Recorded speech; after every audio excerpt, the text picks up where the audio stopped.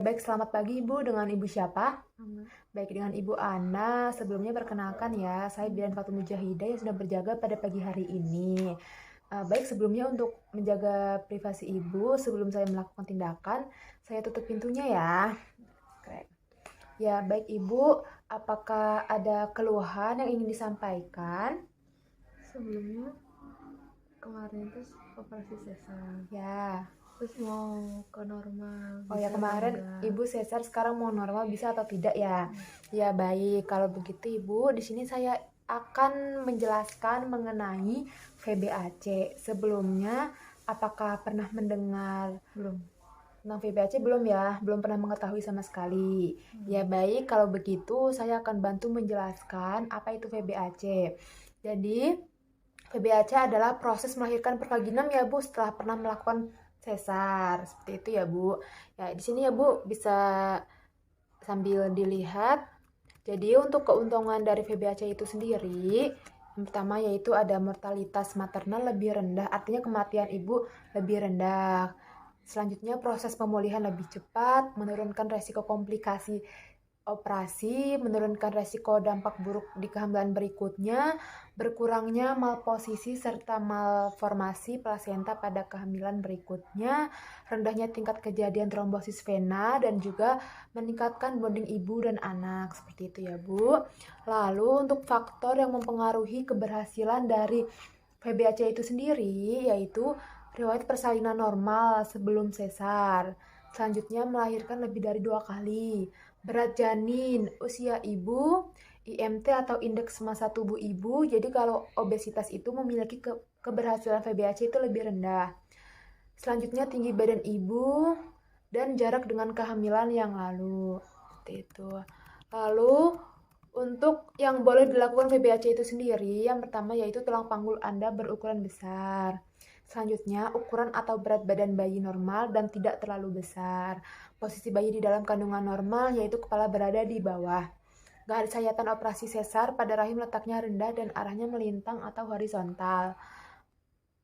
Hanya mengandung satu bayi serta hanya pernah satu kali operasi sesar sebelumnya dan bukan dengan sayatan vertikal.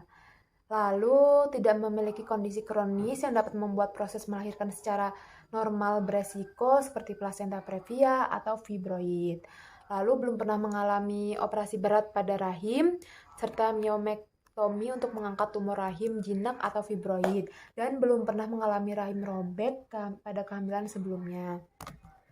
Seperti itu ya Bu. Lalu untuk yang tidak boleh dilakukan VBAC itu sendiri, yang pertama yaitu memiliki berat badan berlebihan atau obesitas, lalu berusia lebih dari 40 tahun, berat bayi di dalam kandungan mencapai lebih dari 4 kilo, usia kehamilan melampaui 40 minggu lebih, kehamilan sekarang dan sebelumnya berjarak kurang dari 18 bulan.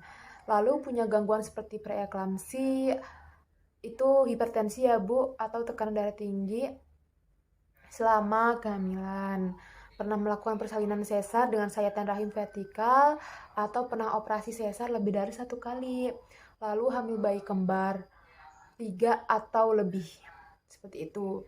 Lalu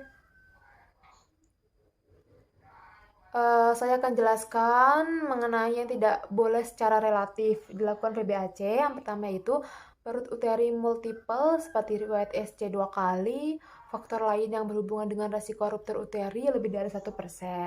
Seperti itu. Lalu untuk resiko dari VBAC itu sendiri, yang pertama yaitu kegagalan melahirkan secara spontan dengan sempurna. Ruptur uteri bisa terjadi pendarahan, infeksi, cacat pada bayi, dan histerektomi atau pengangkatan rahim. Selanjutnya, saya akan jelaskan mengenai persiapan untuk VBAC itu sendiri. Yang pertama yaitu memutuskan melahirkan dengan VBAC. Siapa penolong persalinan ibu? Di sini penolong harus sesuai dengan kebutuhan khusus ibu. Lalu tempat persalinan. Tempat persalinan juga harus disesuaikan dengan kondisi khusus untuk ibu. Lalu pendamping persalinan, donor darah, alat transportasi ke tempat persalinan, biaya persalinan, pengambil keputusan utama maupun alternatif. Lalu perlengkapan ibu dan bayi. Seperti itu ya Bu. Itu bisa saya sampaikan. Apakah ada yang kurang jelas atau ingin ditanyakan? Udah.